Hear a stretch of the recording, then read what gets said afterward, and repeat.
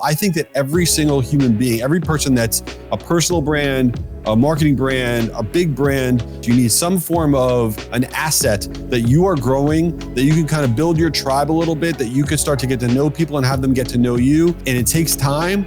So I think every single person needs that. And I wish I started sooner. This is Right About Now with Ryan Alford, a Radcast Network production.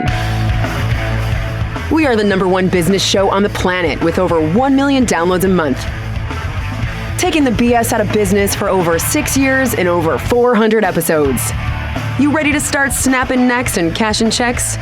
Well, it starts right about now. Right about now. What's up, guys? Welcome to Right About Now. Hey, I like talking marketing. You guys know that. That's why a lot of you, the originals, the OGs listeners came. You stay for the good stories, but we got a good one today. We like to do this and not that. That's what my good friend and guest, Jay Schon, says on his show, do this, not that, and he's the founder of Guru Media Hub. What's up, Jay? I'm fired up to be here. I've been listening forever, so this is going to be really cool. Thanks for having me. Yeah, man. Appreciate that. I'm very, sensitive to just people that listen, that have been following along, that, give us their attention. Attention is gold to me. So I'm very appreciative of that. And also admiring your show, which remains on the charts. My team will review the data, and I see your name regularly. Started listening. I'm like, this is great. Super tactical and a lot of knowledge. So I think we've hit this, world where you can get knowledge from a lot of different places. And I love what podcasting does for sort of knowledge enrichment. And I think you're a big part of that. I appreciate that. Yeah, we try to keep it kind of 10-foot level, stuff you could implement really fast, really quickly, kind of stupid proof, because that's what I am, a little stupid. So it works out well. Yeah. And I also love, as a marketer, I've been doing this long enough, wearing, analog, digital. At the end of the day, it's just marketing. At the end of the day, we like to chase the shiny objects. Everybody gets excited about what's new. But damn, email and direct marketing still fucking work. I'll tell you that. 100%. People say, because I spend a lot of time in the world of email, like email's legacy, email's dead, email's old school. But you know what? That's only if you're not doing it right. And I'd like to see everybody just get rid of their email address, not have an email account anymore. How many people are really willing to do that? About zero? Yes. So it's crushing it. Yeah, I know. And it's one of those tactics that doesn't sound sexy, but it works. And it's like, give me what works all day. 100%. Maybe earlier in my career, you chased those, shiny objects, but now it's like, all right, we need. This is what I love. I think I love outcomes, man. And so do clients.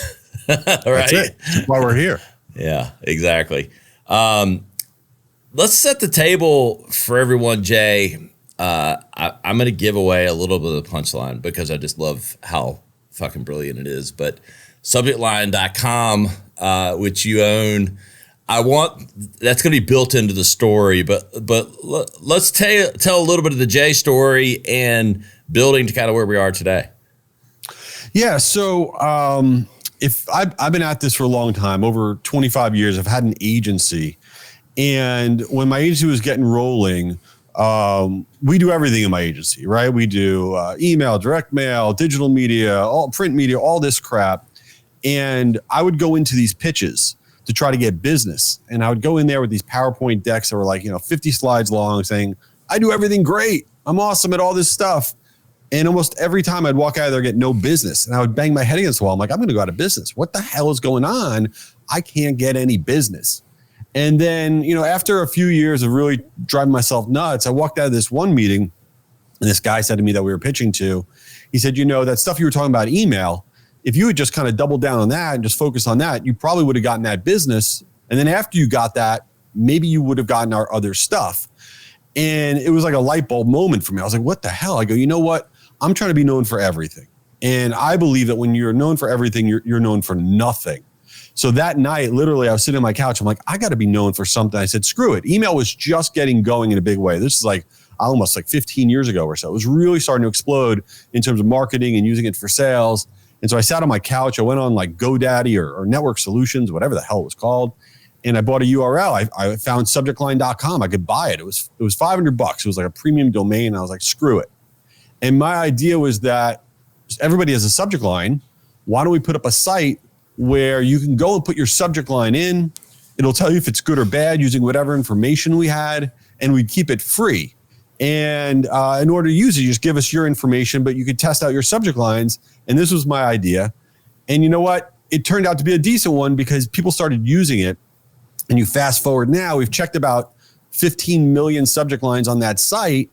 And I became known a little bit as this email guy, which is fine. Not that I'm just an email guy, but it was an entree point into my business, which once you come into my agency, then, we torture you and do all this other stuff for you. And it's kind of, I've learned that putting a flag in the ground saying, yeah, this is me, this is what I'm about, then people are willing to learn more about you over time if you don't suck at what you do. So having that vehicle, whether it's subjectline.com or whatever it is, for whatever business that you're in as a listener, I think it helps to define why people should work with you. And that's kind of how I got rolling. Yeah. And it's a brilliant lead generation way to get known. I mean, it serves a lot of masters, and it's so simple, but it's something we all need. That's always the brilliance of like the ideas. Like sometimes it doesn't mean they're easy to come up with, but the simplicity of what it is, but yet so many people have a need for it. I also like to say, if you don't become known for something, then they get to make it up themselves. That's right. That's like, so true. So you've got to define, you can help define and shape it, or, they're going to try to shape their own opinion. And I think that's a lot of it is, like you said, you get known for all. If you're not known by lots of people for the same thing, then it's kind of like getting 1 million impressions for 100 different products. Well, that's great, but what's it driving to, right? 100% right. It's like you want people, when you're not in the room and your name comes up, you want to already know what they're saying about you and what the topic is that your name's coming up for, because then you could build your business around that. If it's just, generic and just like all over the place, there's nothing there. You have nothing, right? And you could then grow from there. That's everything. Every business, I think, is really, that's how it also, look at Starbucks. Yeah. You go there for coffee because that's what you think of, but more than half their business now is nothing to do with coffee, right? You go look at, your iPhone, Apple, the majority of their revenue is coming from all sorts of stuff, not just their phone, right? Or it could be anything. It could be Tommy John underwear. Yeah, you buy your underwear there, but now they sell all this other crap. You need an entree point in whatever your business is. That's kind of the secret sauce. Yeah, exactly. And I think it helps when you've got a great tactic. Subjectline.com was brilliant.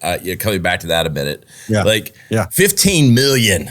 I think sometimes, for our audience and even for myself, like I like to pause on numbers and like say them again for people. Because in today's data world, between the news and everything else, we kind of get lost in the numbers. Like, that sounds like a lot. But like, people that also throw around, making $1 million, like that's just easy to do or something.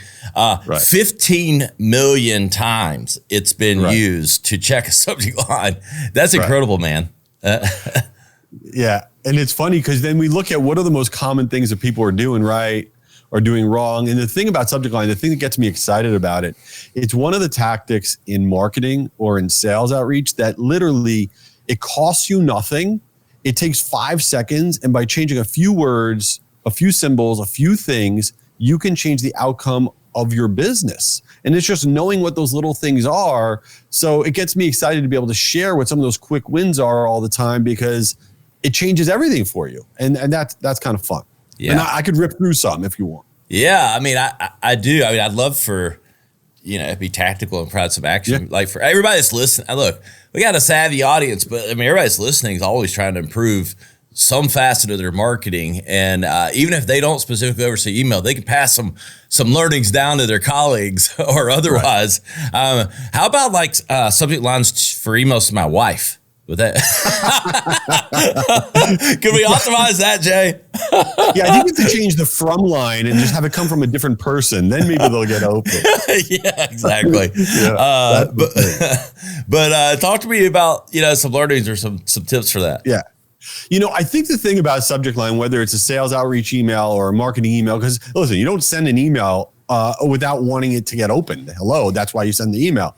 And what people don't really realize is nobody reads the whole subject line ever. You could write Jay's a giant loser at the end of your subject line. No one will ever see it.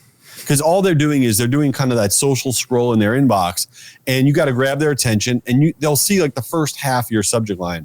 So what really is the most important thing are those first few characters, literally the first few characters of your subject line, where, for example, if you start your subject line, I know it sounds ridiculous, with an emoji, all right? And people think emojis are stupid, but there's a million emojis. You don't have to use a smiley face. You can use a calendar or a check mark or whatever.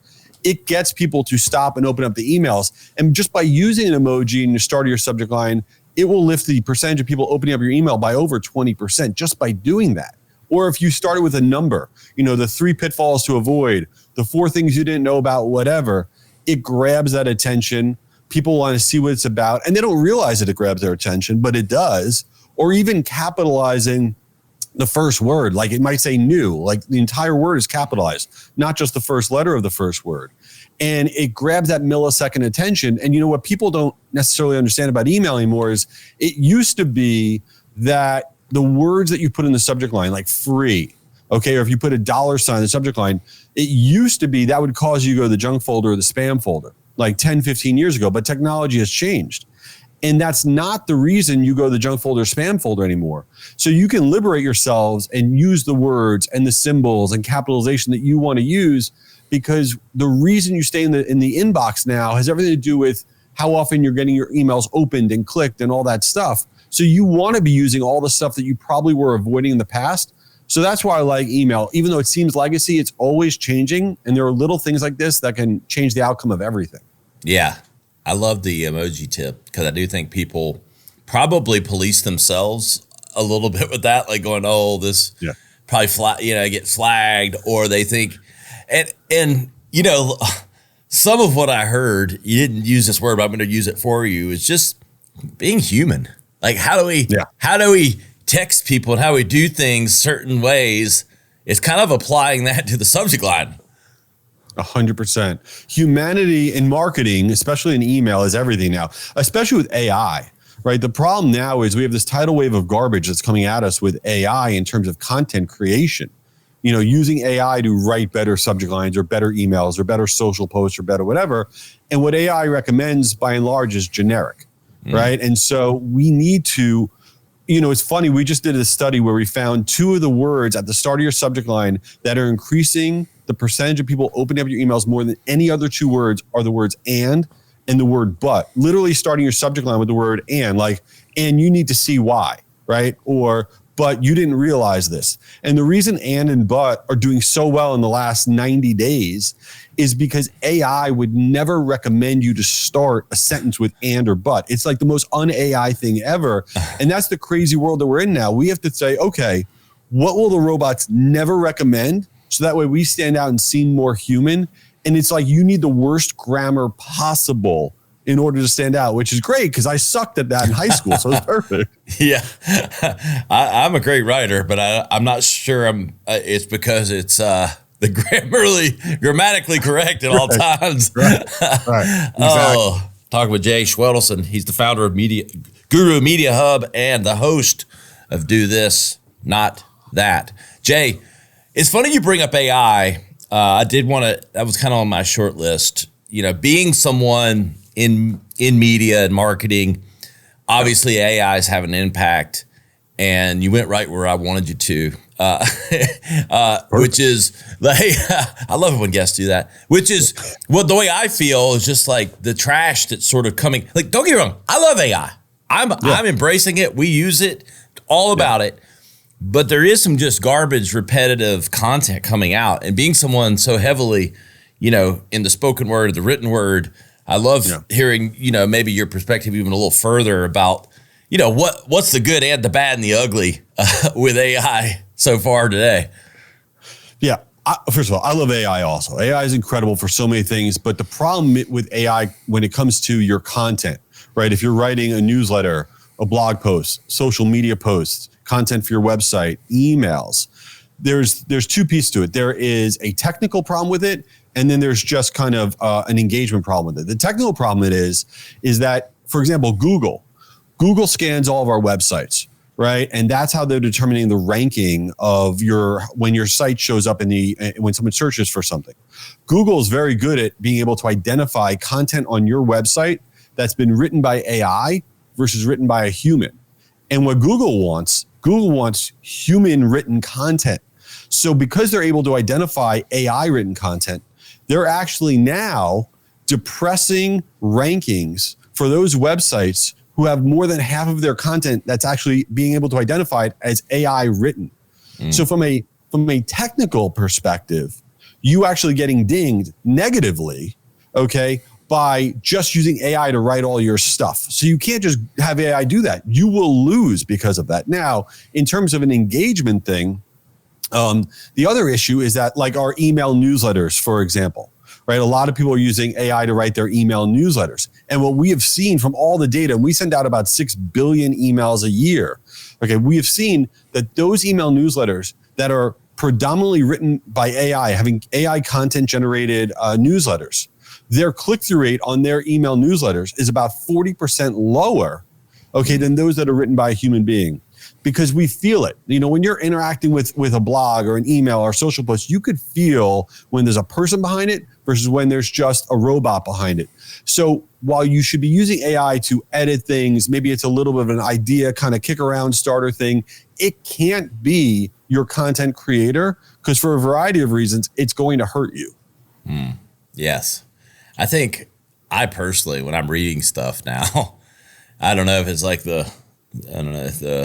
I would think it's not just me. I mean, I think it's everyone starting where you read something and it starts to feel completely AI. Like you can almost feel the filter that I don't think the human edited this for something because it just feels, for lack of better terms, robotic in a lot of ways. And it's not just one part. It's like from maybe, headlines to throughout the body copy.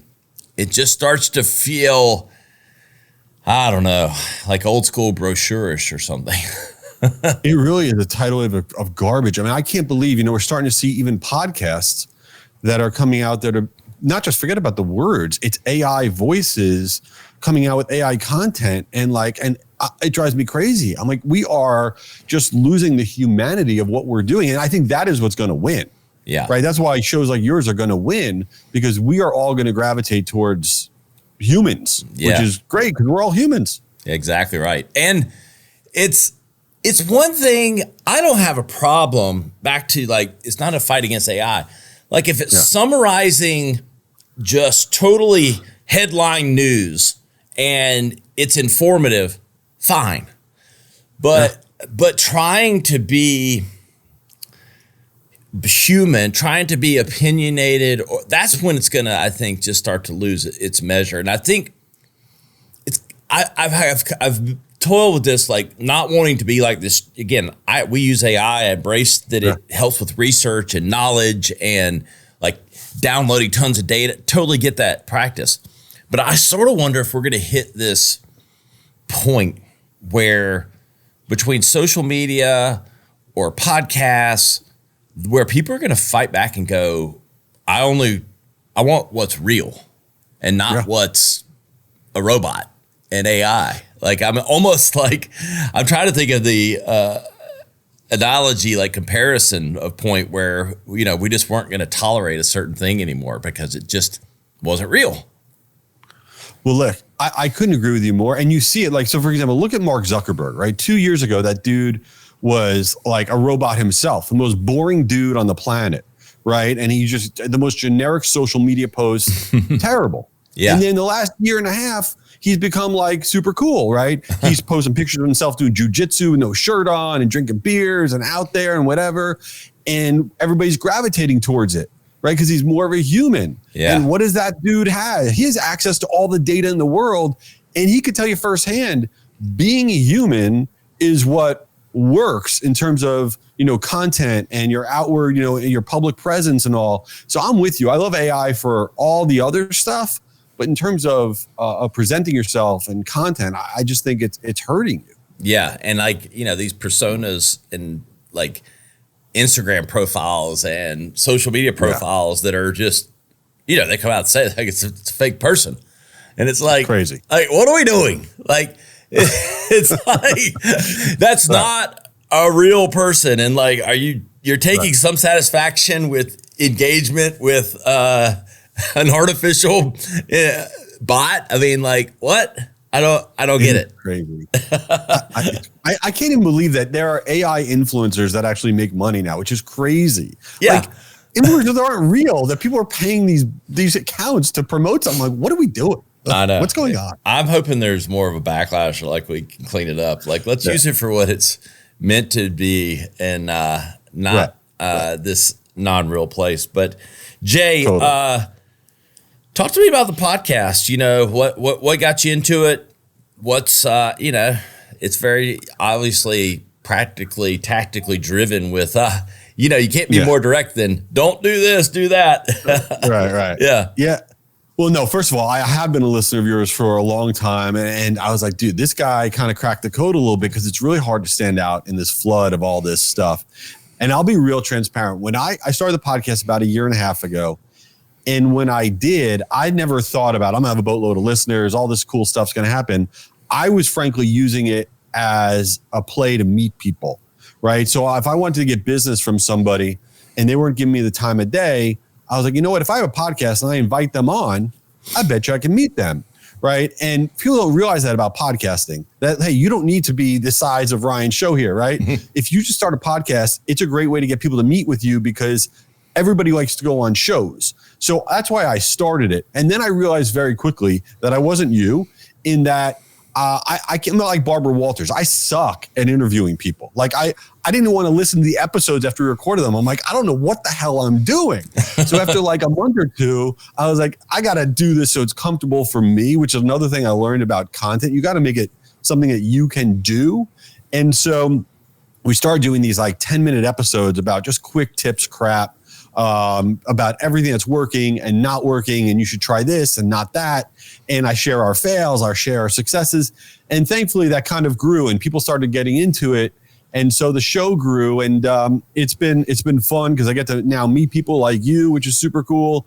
But I will tell you, I think that every single human being, every person that's a personal brand, a marketing brand, a big brand, you need either a blog, a newsletter, or a podcast. You need some form of an asset that you are growing, that you can kind of build your tribe a little bit, that you can start to get to know people and have them get to know you. And it takes time. So I think every single person needs that. And I wish I started sooner. Yeah, man. You've done a good job. And I appreciate that feedback. And also, you nailed it. Like, what podcasting doesn't have to be the same for every person. Right. Like there's a lot of different takes, like interview style versus monologue versus guests versus 10 minutes, of hyper knowledge versus, like the formats can change, but they need to suit, your subject matter and what the host is good at and like what suits your audience. And so there's a lot of ways to skin the cat. I think a lot of people get into it maybe with inspiration and think it's going to be one thing and don't necessarily know how to pivot. But it sounds like was key for you. Oh, totally. We're still pivoting. So it's terrible, but I release 4 episodes a week, which, as you know, is no joke, right? That's a lot, right? It is a lot. And so one of the formats, though, that is now our most popular format is this weekly episode that's called Ask Us Anything. And we have this area on my website where you could submit a question. And what we do is every week we answer one work-related question that people submit and one ridiculous question. And the ridiculous questions could be like, what reality TV shows are you watching right now, if any? Stupid stuff, right? And just answering one of each of these questions, people love it because it's work stuff, it's non-work stuff. It's a format I never would have thought of. Right. But people just writing in questions like, all right, let's do it. And so you have to almost go with kind of like how it unfolds. Yes. Don't be afraid to evolve and learn. Yeah. And also, the hardest thing for podcasting, and we're even at our stage trying to find the best. I mean, I get a lot of DMs and things like that. So I have engagement like that way.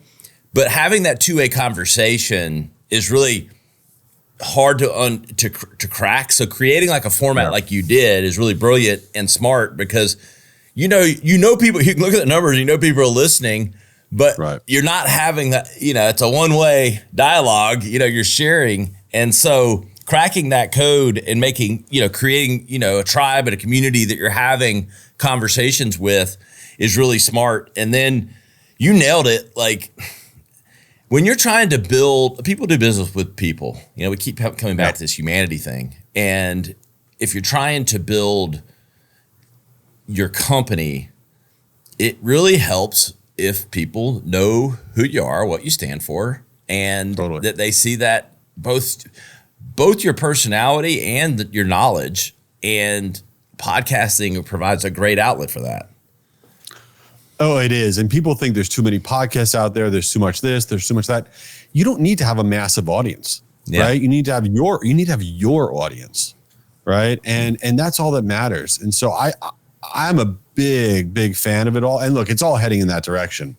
It goes without saying that podcasting is just getting more relevant, and you see all the big podcast deals, all that stuff, whatever. It's awesome. Yeah. Big fan. And 18 to 34-year-olds listen and watch more podcasts than they do television. That's crazy. That genie's not going back in the bottle.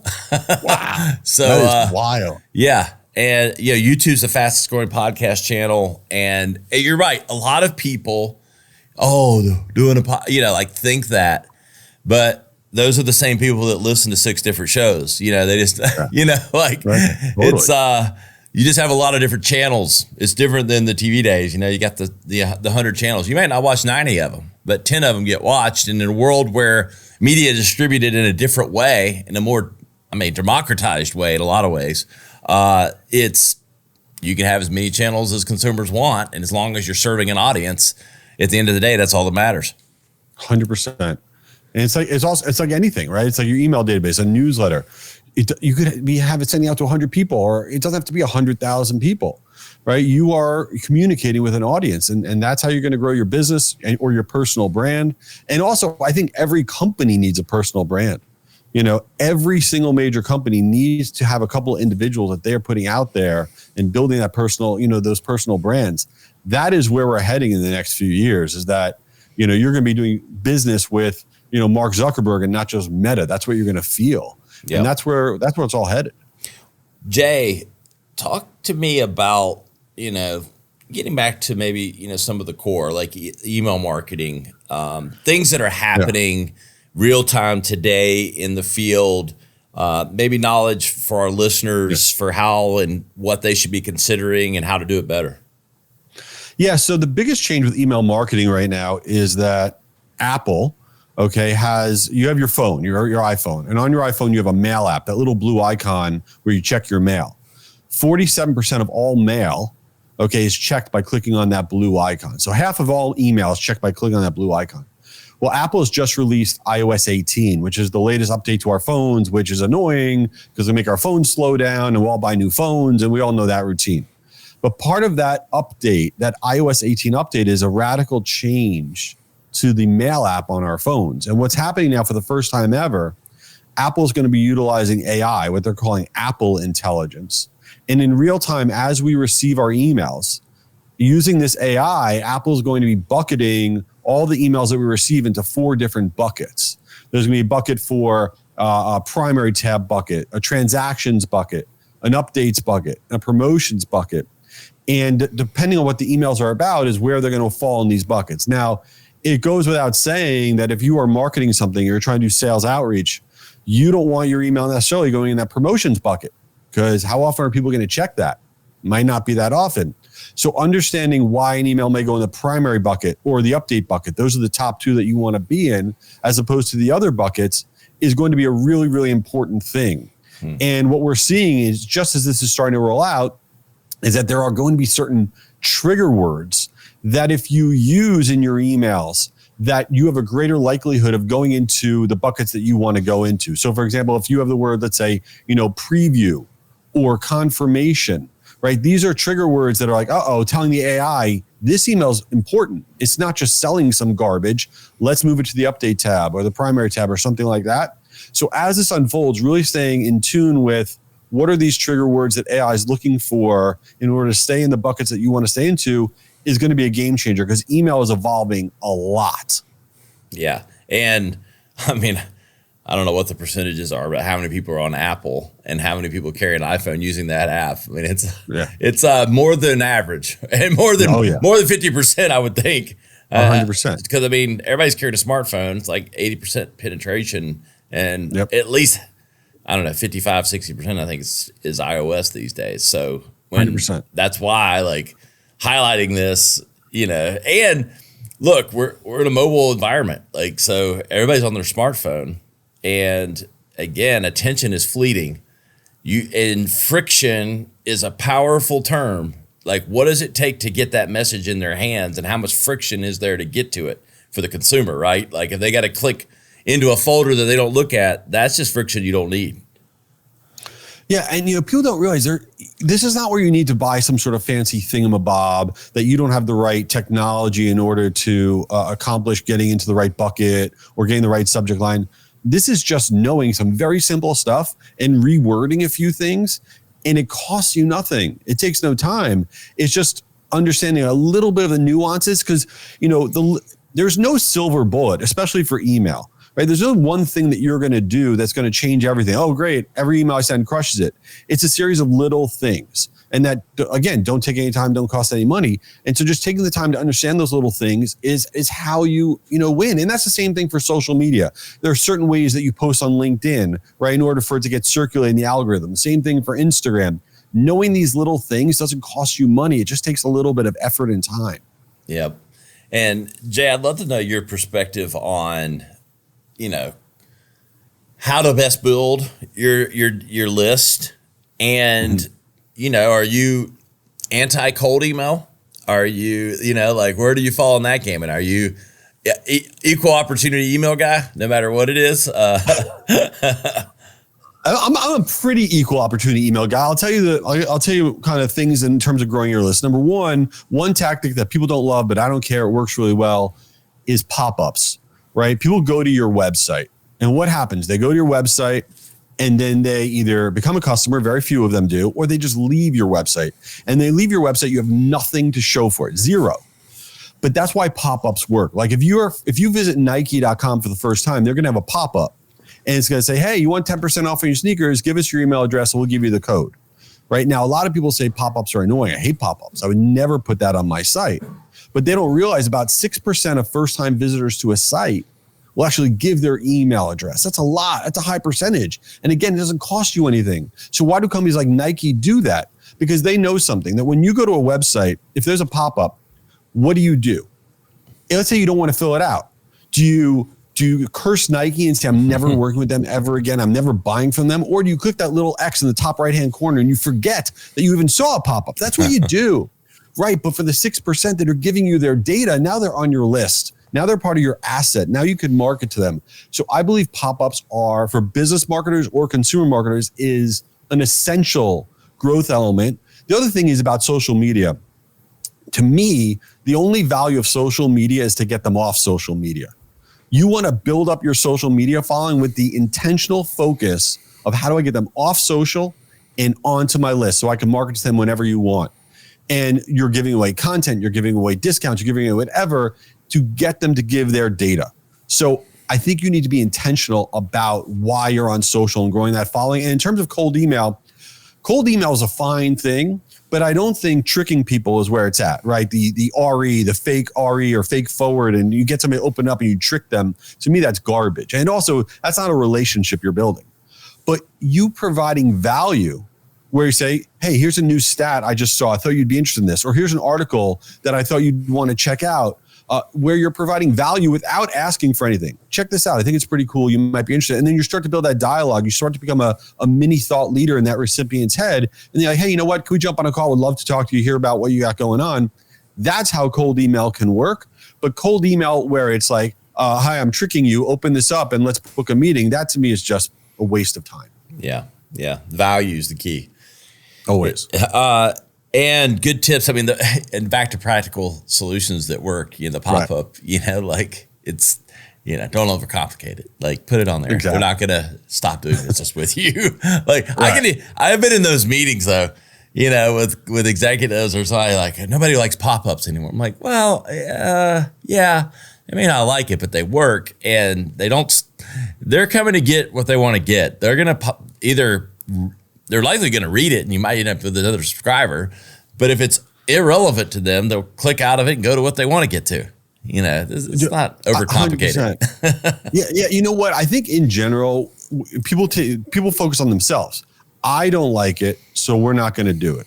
Yeah. Okay, well, that's great. Go out of business. Okay.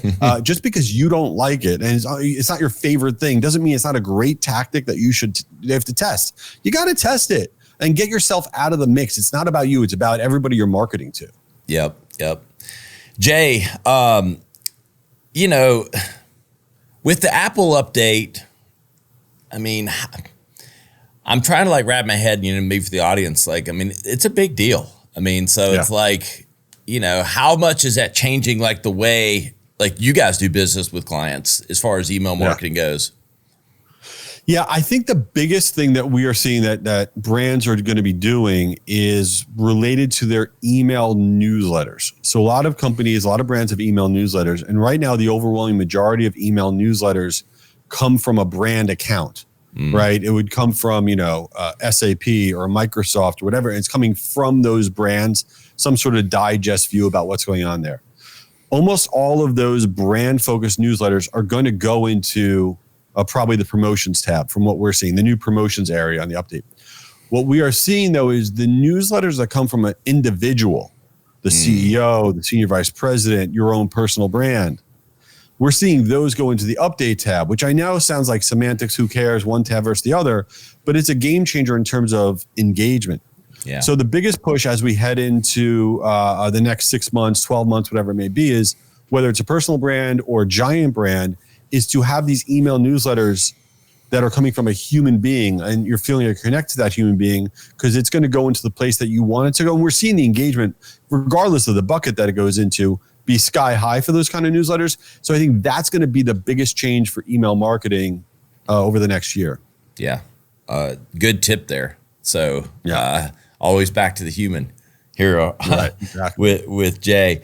Where are things going with your show? With the podcast, do this, not that.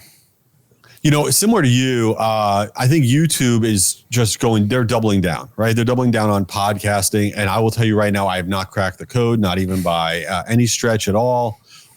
So we're very focused on building out our YouTube strategy for the podcast. And also, as Spotify goes deeper into video components for podcasts, I think that's going to be important. So if you are starting a podcast out there, you absolutely should have a video component to it. And then, of course, repurposing that and using that all over social. But again, I also think it's about mixing up formats. I don't think, for me personally, I've seen almost every 6 months, I need to insert a new format, keep it a little interesting. So it's not like you could figure out one thing and just double down on it forever because that's hard. It's hard to do. Yeah, it is. I mean, you kind of have to stick with something long enough to know both if it works and also to create, repetitiveness and people would expect. Yeah. And, I do think a lot of different formulas can work, but I do think people listening like some kind of stable formula to what's really, it's I use the analogy, the reason the local, and maybe local news is going away at one point, just more because of TV going away and necessarily local news. But you get local news, national news, the weather, and sports. You have that synergy. You know what to expect. So I do think that we are people of creatures of habit, that we like sort of a format, but doesn't necessarily have to change every single week. Yeah, agreed. What do you do, Jay, when you're not working? I mean, what's what? Yeah. I mean, I'm not that exciting. So I got a 17-year-old daughter, 18-year-old son, and right now we're in the middle of football season for my son. So I'm Friday Night Lights, man. That's where I'm at right now. So I'm all in. But then, we're in the college application process, which is total anarchy. Oh my God. So whatever. So that's my excitement. Yeah. I have 4 boys, but they're all my 15-year-old that just started high school. So mine are younger. 8-year-old to 15-year-old, all boys. Oh, all you're the time. in it. Oh, I'm in You're it. in it right now. Yeah. Coaching I'm every. not in it because my kids don't even, they're like, I'm a big fat loser right now. And so I am not in it at all. Yeah, I like still like where the kids want me around. I like that. No. It won't. I know my days are fleeting. I know this. Yes. The runway is running out of room. I promise you that. Jay, talk to me about where everybody can keep up with what you're doing, the show, all that good stuff. Yeah, I appreciate that. First off, I'm all over LinkedIn. I post way too much garbage there, but please connect with me. Hit me up on LinkedIn with my horribly long last name. You'll find me. My show, Do This, Not That, for marketers. It's a pink square. You'll see it. Again, that's kind of fun. And give subjectline.com a try. It's 100% free. It's kind of fun to do. And you can check that all out and you'll find me. So I appreciate the opportunity. I love the show and can't wait to have you on mine. Yeah, man. I love it. I'm going to go to subjectline.com later today, put in that, giving my wife a little bad news subject line and just see what it spits out. Amazing. See how the performance goes, if we get our 100% open rate or not. Exactly. But go check that out and go check out Jay's show. You know where to find us, ryanisright.com. We'll have all the highlight clips, the full episode from today, and go to our YouTube channel to check it out, all the interactive content we've got going on over there. And, of course, we'll have links to all of Jay's stuff in the show notes. We appreciate you for making us number one. We'll see you next time, right about now. This has been Right About Now with Ryan Alford, a Radcast Network production. Visit ryanisright.com for full audio and video versions of the show or to inquire about sponsorship opportunities. Thanks for listening.